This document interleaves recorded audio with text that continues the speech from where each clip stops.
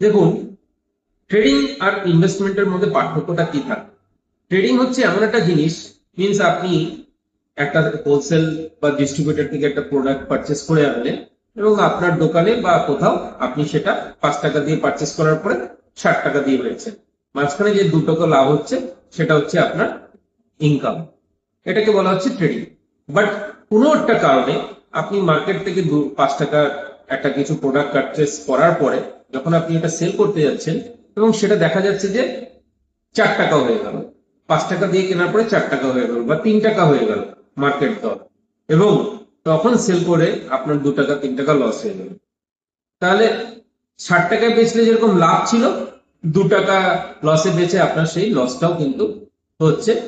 তার জন্য এটা ট্রেডিং এ লাভ এন্ড লোকসানের একটা বিশাল বড় ফ্যাক্টর কাজ করে।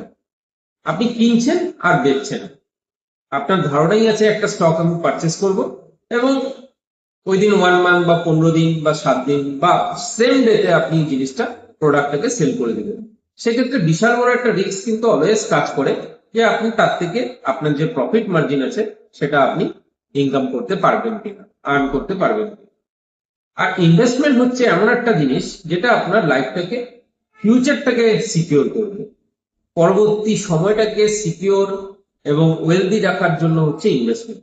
আজকে আপনি প্রোডাক্টটাকে পারচেস করছেন 5 টাকা এবং সেটা আপনি পরবর্তী 5 বছর, 10 বছর, 15 বছর, 20 বছর পরে যখন প্রোডাক্টটা 5 টাকারটা 50 টাকা বা 50 রুপিস বা 500 রুপিস বা 5000 রুপিস হবে, তখন আপনি সেটাকে সেল করবেন। এটা হচ্ছে difference between investment and trading. মূলত ইনভেস্টমেন্ট স্ট্র্যাটেজিতে তাদেরকেই আসা উচিত যারা, তাদের একটা আর্নিং আছে, মনে করুন 25,000, 10,000, 5,000, যেটাই হোক না কেন।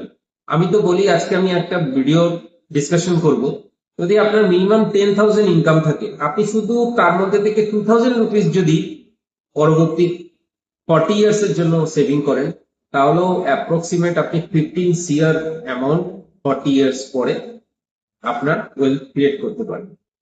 মানে আজকের ডেটে যারা জাস্ট কলেজ কমপ্লিট করেছে, হোম টিউশন করছে বা ছোটখাটো কোনো একটা জব করছে, তারাও তাদের জবের থেকে যদি প্রতি মাসে অনলি 2,000 রুপিস একটা কোনো ফান্ডে, মিউচুয়াল ফান্ড বা ইকুইটি ফান্ডে ইনভেস্ট করে কন্টিনিউসলি, যে অ্যামাউন্টটা ওর দরকার নেই ভেবে রেখে দেয়, এবং 40 ইয়ার্স পর, মিনস 20 ইয়ার্স থেকে ও ইনভেস্টমেন্ট স্টার্ট করলো, তার রিটায়ারমেন্ট লাইফ 60 ইয়ার্সে গিয়ে